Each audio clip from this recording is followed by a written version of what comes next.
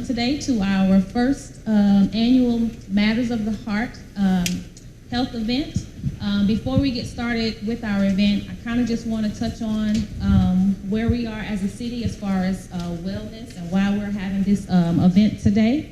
As most of you all may have seen, the city does have a wellness program entitled Be Fit with DFIT, and this year we've already begun our wellness program with the start of our Biggest Loser contest, and we've also presented other health and wellness training classes this year as well as part of our program.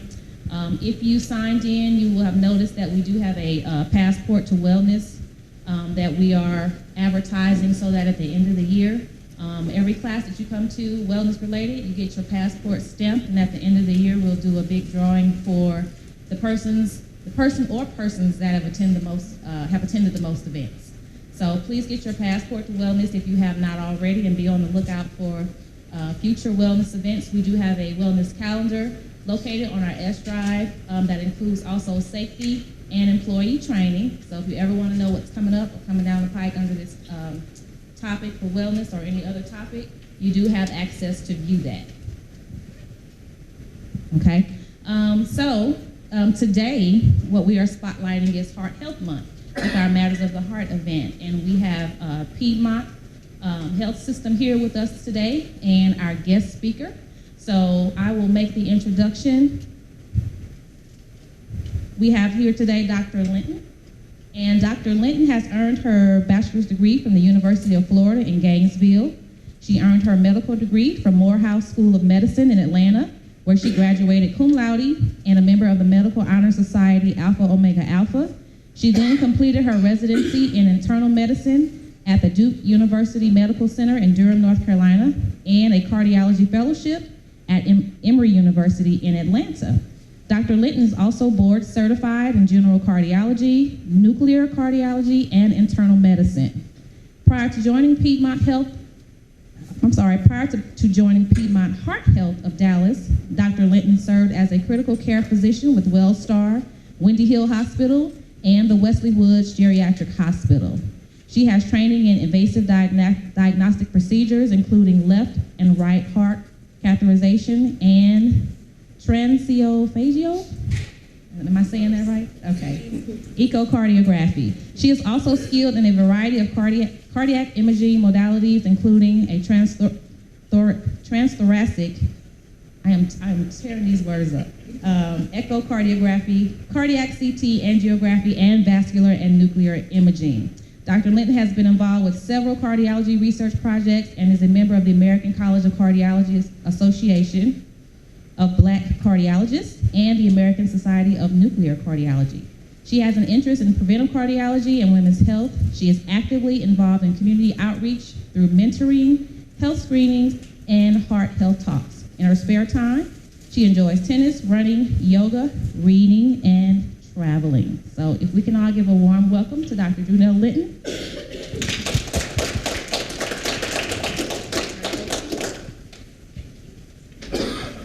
Good morning. You hear me? Good morning. How are y'all doing? Great. Well, thanks for having us here today. And as she said, I'm Drunell Linton. I'm with Piedmont Heart Institute, and our office is actually located right up the road in Dallas. So today, our objectives. By the end of this session, I hope that you will be more informed about how the heart works, what a heart attack is, what are the heart attack warning signs, what to do if the warning signs happen, the importance of rapid treatment for a heart attack, and how can we reduce your risk of having a heart attack or having heart disease. So firstly, let's talk about the prevalence of heart disease in America. So very frequently we hear about cancer and cancer research, cancer walks, and heart disease sometimes takes a second fiddle to that. But actually, cardiovascular disease claims more lives than all forms of cancer combined.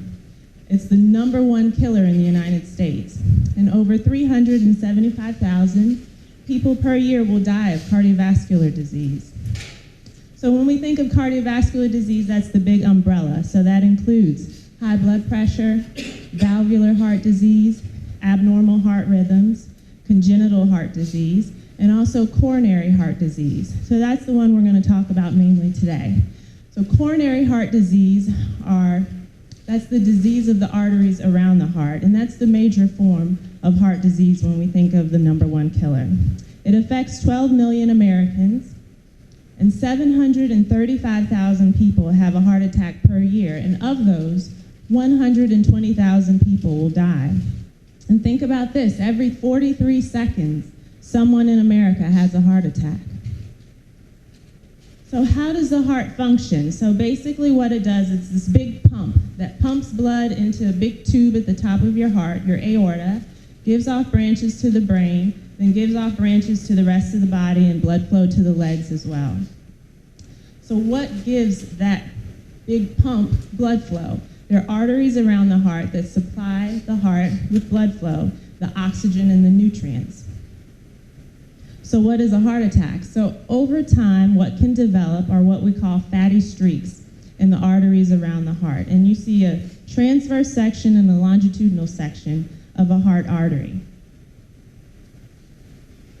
So looking at this top one on the top left quadrant, that's a normal coronary artery where you see it's all red and there's no yellow.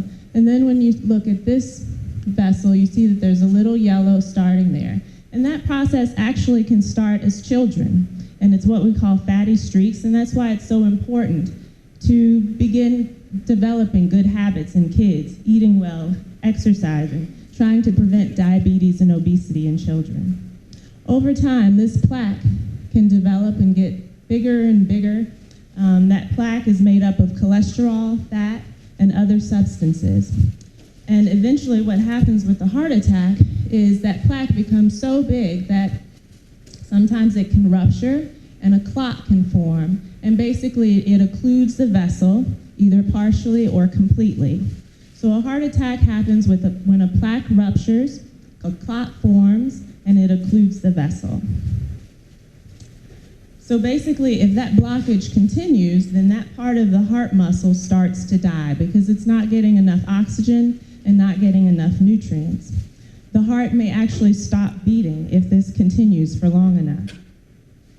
What can stop a heart attack? Well, quick action, medical treatment that will restore the blood flow and save the heart muscle. Because the longer that vessel is occluded and the longer that tissue is not getting oxygen, then that tissue can basically die. And basically what we say is dead meat don't beat. So the longer it's occluded, then that dead tissue, it increases your risk for having issues long term and also increases your risk for heart failure in the future. So the importance of rapid treatment. If you started having symptoms of a heart attack and you went to the hospital, what would they do? So the mainstay of therapy is a heart catheterization. And basically it looks like that top picture on the far right at the top. And this is kind of a cartoon of it down at the bottom. So basically what they would do is you have an artery in your groin and also in your wrist that connects all the way up to the heart. So they'll use one or the other. And then they thread a catheter into that artery. They hook into the arteries around the heart and shoot dye in the arteries around the heart. And basically your picture comes out like that one on the top, if you're lucky. If you're having a heart attack, we'll go over what those pictures may look like. So if they find a blockage, then they'll use balloons to place a stent, usually.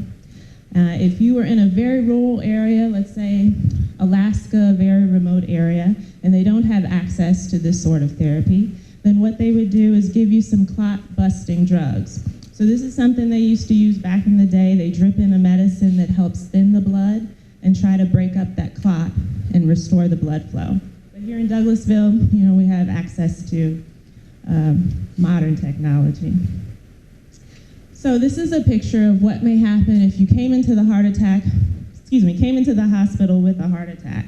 So basically you see the picture in panel A, where those arrows are, the blood flow basically stops, okay? And let me back up a minute. So what this is your catheter being thread up through the aorta, and then this is it being hooked into the arteries around the heart. And this is dye that they've shot into that artery, which makes it all light up. So that artery there has a blockage, and after they have fixed it, you see that the blood flow is once again restored to a large portion of the heart. So just imagine if that has been blocked for a long period of time, then there's a large portion of the heart that's not getting enough oxygen and is at risk. And this is another example. You see here that basically this artery, so this is the right coronary artery, a different artery. The blood flow stops here, then restarts, and then stops again. And once it's been repaired, then the blood flow flows throughly, and you can see that the rest of the heart is being supplied. So how do they do this? So basically, what happens is there's a wire that has a balloon and then a stent wrapped around it. And they find out where that blockage is, and they pass that wire past the blockage. They blow up the balloon, and that basically deploys the stent. And that stent stays there for the rest of your life. Then they remove the wire with the balloon on it, and then you're done, you're fixed. But what a stent is a little piece of mesh metal material that you see up here at the top. A very tiny piece of metal that will stay in your body for the rest of your life. So the importance of rapid treatment. Ideally, you should get treatment within an hour of having symptoms. And the reason for that is basically what we talked about. The longer that you have those large pieces of your heart not getting enough blood flow, the longer your risk for having deleterious effects in the future. So what sort of symptoms may you have? So typically we think of chest discomfort. It may be a pressure, a fullness, a squeezing, maybe a pain on the left side of your chest or in the center of your chest. Sometimes people get discomfort in both arms, their neck, their back, their jaw, or their stomach. I've had patients who started having some jaw pain. They went to the dentist. The dentist didn't find anything, and then eventually they came to the heart doctor. So those are some atypical symptoms, but they are things to kind of look out for, particularly if you have risk factors. Other things you may experience are shortness of breath, which may come with or before the chest discomfort. You may break out in a cold sweat, feel nauseous, or feel lightheaded. You know, people kind of expect the Fred Sanford, Elizabeth, I'm coming to join you, the crushing chest pain, sudden, intense, and falling to the floor. Well, it doesn't always happen like that. Sometimes it can be vague symptoms that slowly intensify. Pain may be relatively mild. You may have some symptoms that come and go. You may have a variety of symptoms that may signal danger. And a lot of times, people don't want to believe what's happening. You know, we all feel like we're invincible and it's not going to happen to us. So we're not sure it's a heart attack. We try to explain it by something else. You know, maybe this is just indigestion. And so we ignore symptoms, or we kind of take a wait and see approach and see how things go. Well, this is a heart attack patient, Miss Peggy Burleson. So she woke up in the middle of the night with dull chest pain 2 nights in a row. She felt normal during the day, with the exception of some slight fatigue. So after a few days, she went to the emergency room, got tested, and it showed that she had suffered a heart attack. So she received a stent and actually made a full recovery. So this just goes to show that, you know, the symptoms aren't always classic. You may have atypical symptoms, particularly in women. Women are more likely to have a sharp, pleuritic, burning, aching, soreness. They may feel unusually fatigued or short of breath. They may feel like they have indigestion. They may just feel weak all over, feel like they are catching the flu.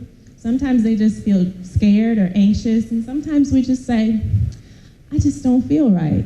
So all of those things could possibly be related to heart disease. And as we talked about with men, they have those typical symptoms. Women can have those as well. The pain in the chest, upper back, arm, neck, jaw, shortness of breath, nausea, vomiting, and palpitations. So heart attacks in women, more than 1 in 3 female adults has some form of cardiovascular disease. Now remember when I say cardiovascular disease, we're talking about high blood pressure, valvular heart disease, leaky valves, thickened valves, rhythm problems, congenital, being born with heart disease. But women are just as vulnerable as men. So since 1984, the number of cardiovascular deaths for females has exceeded those for males. And heart attacks actually kill 6 times as many women as breast cancer. And half of all our heart attack deaths are in women. And that may be because we tend to delay things a little more than men. You know, we're the primary caregivers, we have atypical symptoms, we have other stuff to do and other people to take care of. So sometimes we take a back burner. So other reasons why people may delay. If they think their symptoms are due to something else, or they may be afraid or unwilling to accept that these symptoms may be serious. And delay is really the biggest reason that people don't get care fast. It's not what happens at the hospital, it's usually what happens at home, trying to figure out exactly what's going on. And sometimes people just don't understand the importance of getting to the hospital fast if you start having those symptoms. And then oftentimes people say, I'm just gonna drive myself. Maybe I can avoid, riding in the ambulance, the sirens, the lights, all of that. And they may be a little concerned about embarrassment or think that driving themselves may be faster. But there are quite a few benefits of calling 911. So number one, they arrive fast, they start medical care, they can do an EKG, typically, in the ambulance. If they see something that looks like a heart attack, then they call the hospital ahead of time and get everyone ready. So what happens, usually you don't have a cath lab staff just sitting there waiting. They have to be called in from home. So, you want the cath lab to be activated as quickly as possible, and the ambulance or EMS personnel can provide that. Also, I've had a patient who, his wife decided to drive him, and as she was driving, he passed out. So going into cardiac arrest is definitely nothing anyone wants to experience a family member doing. So if you're in the ambulance, EMS personnel can definitely take care of that. So our steps to survival. Number one, you need to know what the heart attack warning signs are. Number two, think through those steps of what you would do if you have those warning signs. Talk to your family, talk to your friends about these warning signs and about calling 911 and the benefits of doing so. Number four, go see your doctor. There's so many people who haven't seen a doctor in 10, 20 years. Go see your doctor, get tested, get your cholesterol tested, your sugar tested. There's some inflammatory markers we can check to see if you may be at risk for having issues in the future. You need a physical examination, check your blood pressure, your body mass index, and also your waist circumference. So all of those give us an idea of your risk in the future. And then talk to your doctor about what to do if the warning signs occur. And finally, have all your medications together or have a list together, have your insurance card together so that if in an emergency, all that information is already together and you can take it to the hospital so your doctors will be well informed once you reach there. So what can you do to prevent yourself from even getting into that situation? So we have some things we call modifiable risk factors. Risk factors that you can change. Number one is cigarette smoking. So definitely, cigarette smoking is a huge thing that we can make changes to. Diabetes, high blood cholesterol, high blood pressure, being overweight, obese, or morbidly obese, and physical inactivity. The things we can't do anything about are our age. If only I could change that, then I could be yachting in the Caribbean instead of here. But men over 45 years of age and women over 55 years of age, they're going to be at higher risk for having heart disease, and particularly postmenopausal women. So they looked at women the same age, some before menopause and the others after menopause. And those who were postmenopausal were 2 to 3 times more likely to have coronary heart disease than women who were premenopausal. And that's felt to be due to the protective effects of estrogen. So having a family history of early heart disease, so this is particularly first-degree relatives, mother, father, brother, or sister. If the male has had heart disease at less than 55 years of age, or female at less than 65 years of age, or ever having had previous heart disease or other signs of vascular disease. So these are all things that we really can't change.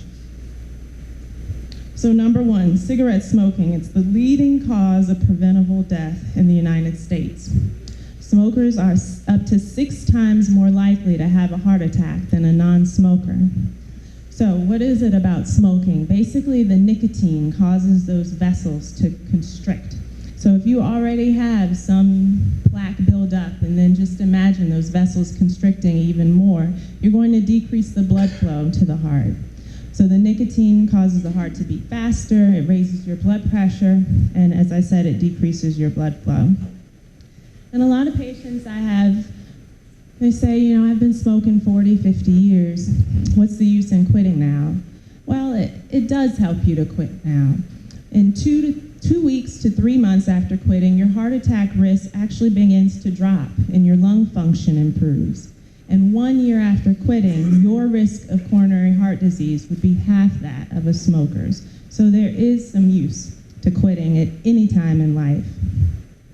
How do you quit? Well, this too, if I had the answer, the magic, I'd be somewhere else. But you have to have your mind made up, and that's number one. If you don't have your mind made up, there's nothing, no pills, no patches, there's nothing else that we can do to help. You set a quit date, change your habits. Perhaps, if you always smoke after eating, then instead of smoking, take a walk. If you always smoke in the car, stop smoking in the car, stop smoking in the house. Try different types of cigarettes that maybe don't taste as good. Just try to change those habits. And there's some people that are able to do it cold turkey, but some others need help, and there's no shame in that. So talk to your doctor about perhaps nicotine replacement, patches, gum, Chantix, or Zyban. So diabetes, so basically elevated sugar in the body. What happens is that sugar can damage the blood vessels, and up to 75% of people with diabetes develop diseases of the heart and the vessels. So it's very important to try to keep your sugar level as low as possible. If you have diabetes, your doctor probably checks the hemoglobin A1C every 3 months, and that tells us how well your sugars have been controlled in those 3 months. And you want that number to be less than 7%. Ways you can do that is to eliminate processed foods. So anything white as well, so white potatoes, white pasta, white bread, white rice, all of that turns into sugar in your body. So try to eliminate those things. High blood cholesterol or hyperlipidemia. So 43% of Americans have a total cholesterol higher than gold. What is cholesterol? It's a soft, waxy substance that's found in human and animal tissue. We all need cholesterol. Our body produces a small amount. It produces just the amount that we need.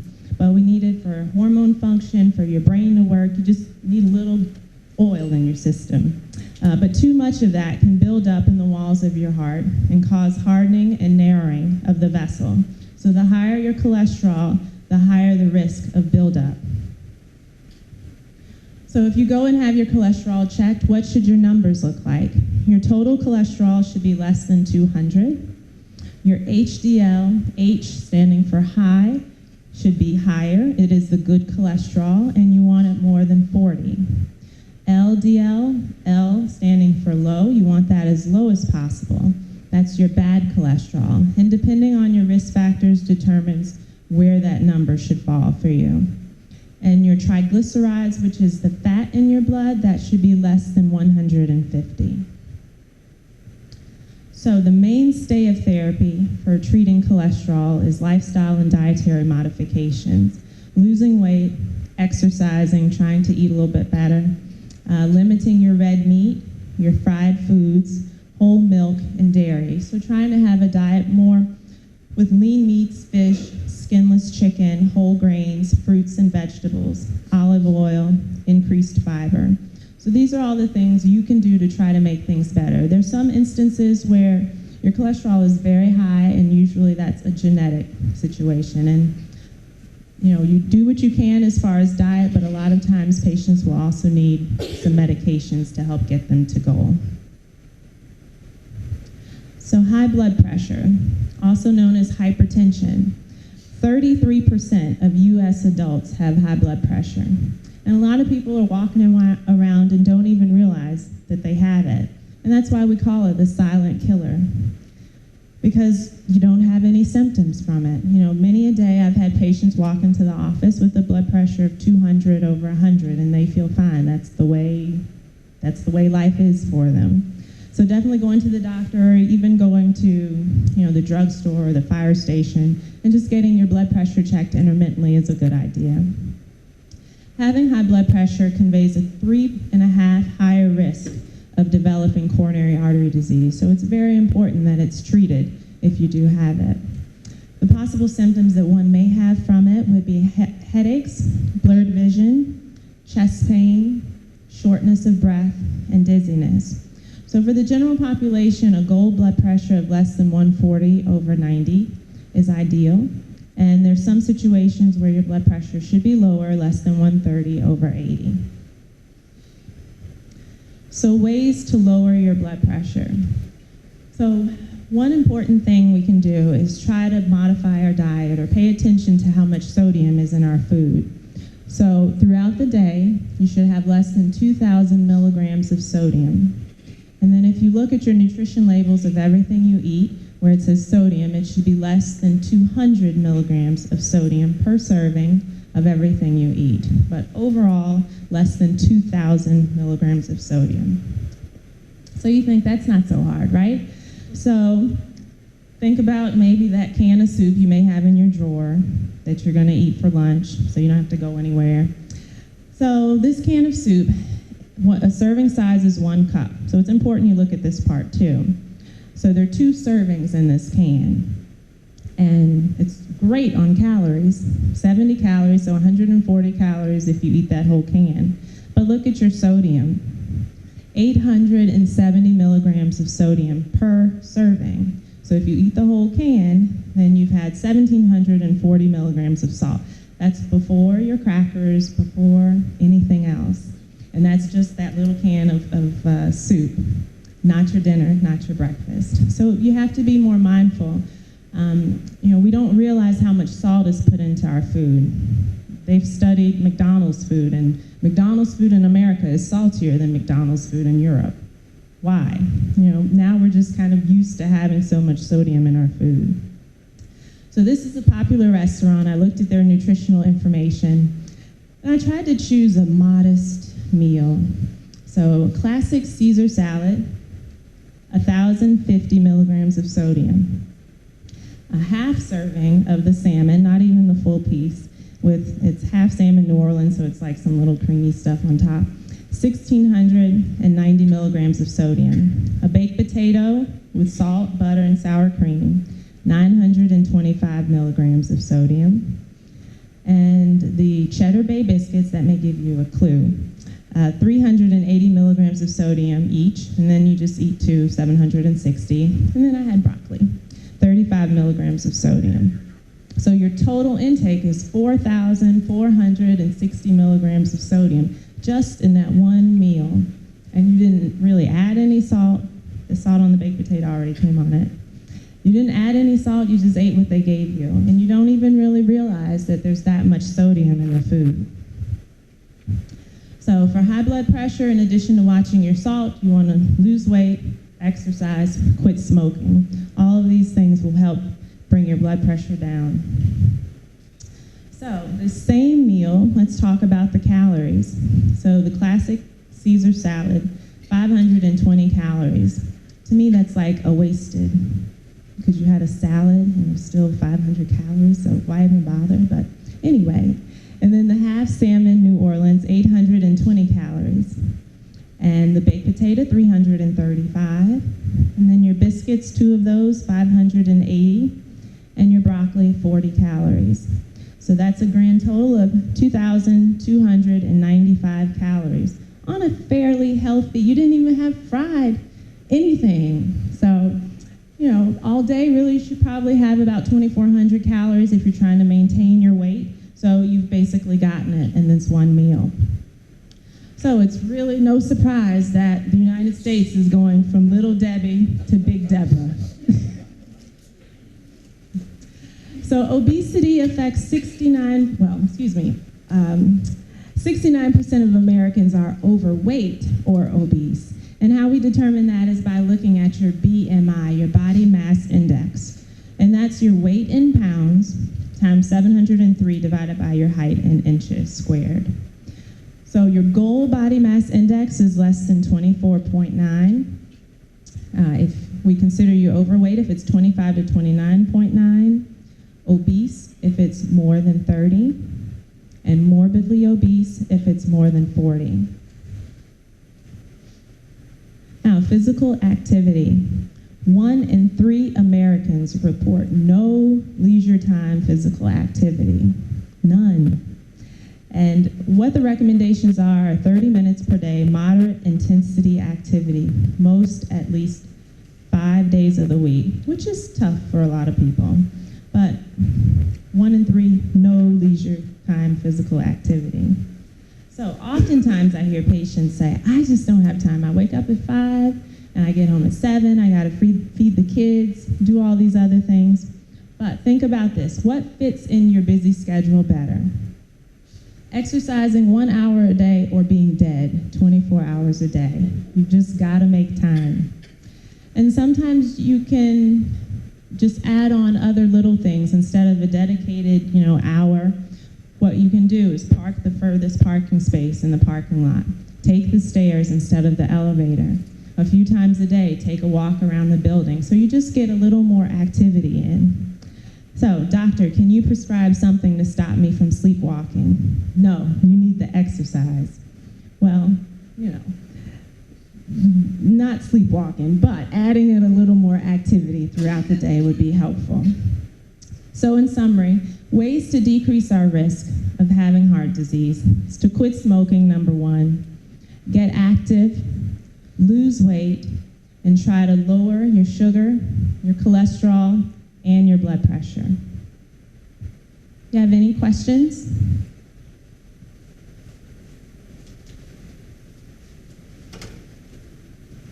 Yes, ma'am. What's the recommendation for overall cholesterol below 200 now? That one was less than 200. No, I mean, it said overall 200. Your total cholesterol, the goal is less than 200. Yeah. You know what that number is, like 180, 170? Anything less than 200 is fine. But typically you want it as low as possible. Any other? Yes, sir? I know you talked about like going out to eat and eating soups, but basically what's the best thing as far as our diet? I mean, if we buy foods, we're going to have the salt in those as well, or Right. what So. foods do we need to buy? Right, so it seems like you don't really have any options, right? So trying to do things that don't have a label, trying to do things that aren't packaged, frozen foods, so frozen dinners. You can buy frozen vegetables that don't have seasoning, and then you season them with Mrs. Dash, garlic, onions, that sort of thing, pepper. When you go to if you go to a restaurant, trying to choose things that are fresh, like broccoli, asparagus, spinach, those sort of things. There's some places that put a lot of salt in their spinach. You may have to say no salt, and you add a little bit to it. So you just have to be a little more mindful and try not to get things that, like there's some restaurants, they do soups, but really they're all packaged soups, so you know that those things are gonna have a lot of salt in it. So you just have to be a bit more mindful. And then if there's a day that you're gonna splurge, just know that morning and lunch, you can't eat as much salt those days. So it's just a matter of choosing fresher foods. A lot of times Mediterranean or South Beach diet are really the way to go because it's just fresher, cleaner eating, lean meats, and then, like I said, the vegetables. So cleaner vegetables without a lot of dairy and a lot of other things added to it. Yes, ma'am. You said that, like, white is bad.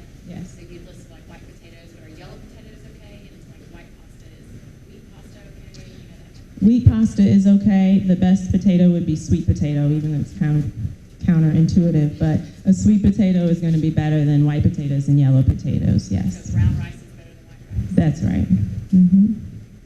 Wheat bread, better than white bread. Any other questions?